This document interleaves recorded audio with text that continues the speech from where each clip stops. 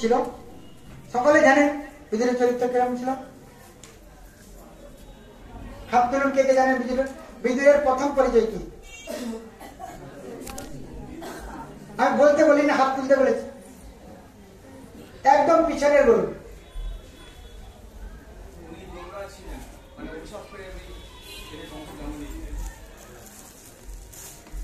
আসলে উনি ব্যাসদেবের পুত্র তো।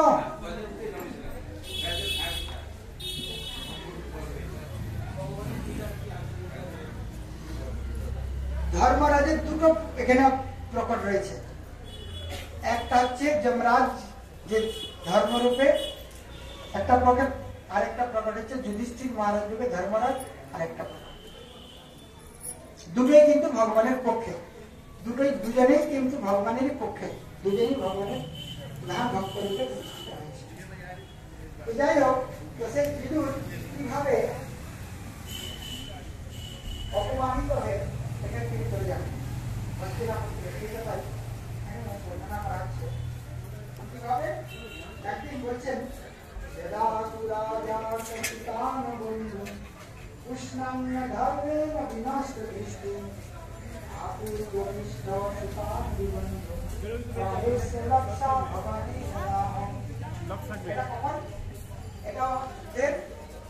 আগের কথা। একদিন যে রাজা সুলতান, রাজা ধৃতরাষ্ট্র তার পুত্রদের সঙ্গে কি করছিল? পুষ্ণান পালন করছিল। কিভাবে? অধর্মের দ্বারা এইভাবে যখন তার পুত্রদেরকে পালন করছিল, কিরকম ভাবে? তার বিনষ্ট দৃষ্টি মানে তার অন্তর্দৃষ্টি বহির্দৃষ্টি দুটোই খারাপ ছিল। তার ছেলেদেরকে অধার্মিক ভাবে পালন করছিলেন। এমন অবস্থাতে ভ্রাতুর্যবিষ্ঠ মানে কি? হ্যাঁ,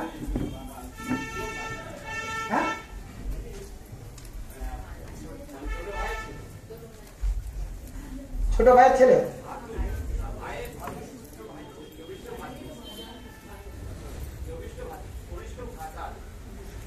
ঠিক করে বলো, এখানে যুধিষ্ঠ মানে কাকে বলা আছে? ধৃতরাষ্ট্রের ভাই বিদুর তো যুধিষ্ঠ। তো সেটা কথা এইটুকুই। ভাতুর যুধিষ্ঠ বলে উত্তরটা সংস্কৃত করতে গেলে তোমার উল্টা অর্থ হয়ে যাবে। এখানে বিদুরকে বলা হচ্ছে, বিদুরকে বলা হচ্ছে। এখানে ভাতুর বলা হচ্ছে। ভাতুরকে ভাই কি দুর্যোধনের ভাইদের কথা বলবে? হ্যাঁ,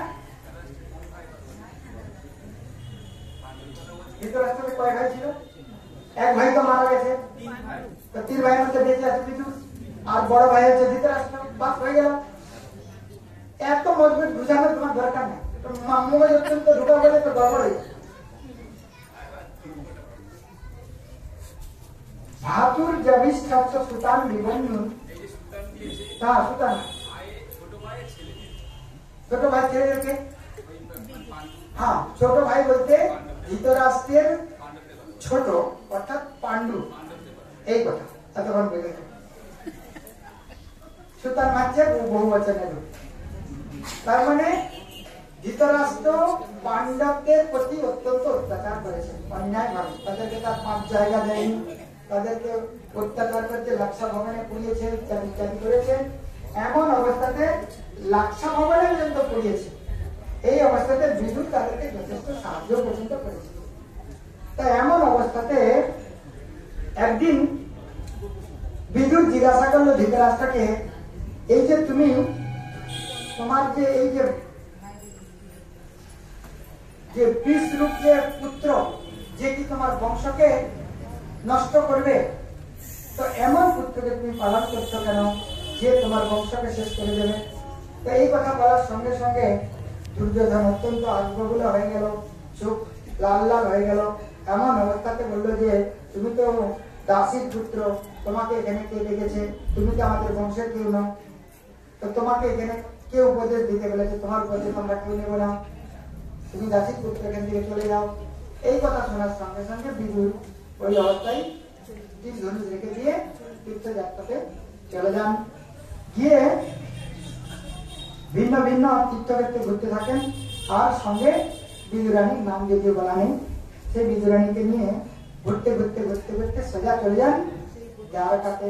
দ্বারকাতে যেতে যেতে উদ্ধবের সঙ্গে দেখা হয়ে যায়। আর উদ্ধবের পরিচয় কি ছিল?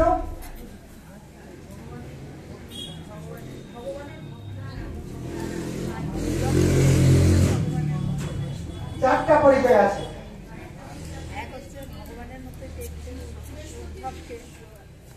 বৃহস্পতির শিষ্য, দয়িত সখা, আবার মন্ত্রী, যাদবদের মন্ত্রী, তাই ছিল মন্ত্রী, সখা, আর আবার কখনো কখনো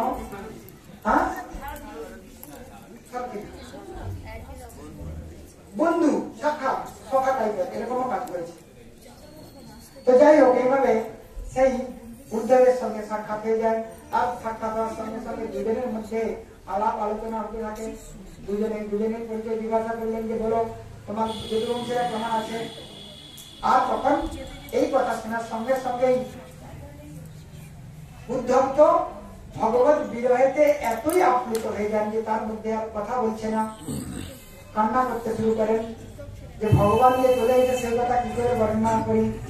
কিছুক্ষণ পরে কিছুটা আবার ধৈর্য ধারণ করে ভগবানের লীলাবলীকে পরিণত করতে গিয়ে বলেন যে বিদুর আর কি বলবো, যে পরম সখা, যে ভগবানের কথা আমি চিন্তন করতাম 5 বছর বয়স থেকে, মা আমাকে ডাকলে খাওয়ার কথা আমি ভুলে যেতাম, সেই সখা ভগবান আজ এই ধরাধামে নিয়ে চলে গেছে, আর কাকে নিয়ে বা থাকবো। তো এইভাবে বলতে বলতে যখন উদ্ধবজি ভগবানের লীলা বর্ণন করছেন, ওখানে খুব সুন্দর ভাবে ভগবানের বাল্যলীলার কথা বর্ণন করছেন। প্রথম বাল্যলীলাতে বর্ণনা করছেন যে ভগবান কিভাবে তাদের মধ্যে লীলা করতেন। ছোটবেলায় একদিন রত্নস্থলে